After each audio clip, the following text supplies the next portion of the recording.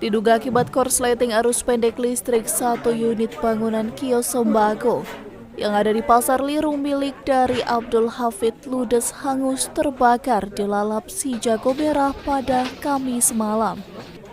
Banyaknya barang yang mudah terbakar membuat api cepat membesar sehingga menghanguskan seluruh isi bangunan yang berukuran 6 kali 15 meter tersebut.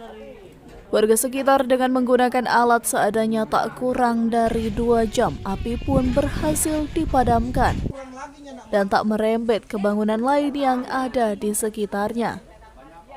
Abdul Hafid, pemilik kos tersebut, hanya bisa pasrah atas musibah yang menimpa tempat usaha yang telah puluhan tahun ia kelola. Kemarin kan ada bongkar barang, kita tahu lagi, habis pulang itu langsung kebakaran. Ya kita tidak bisa bilang bagaimana masalah kerugian ya. Kita susah mau prediksi. Kira-kira ya semuanya banyak lah.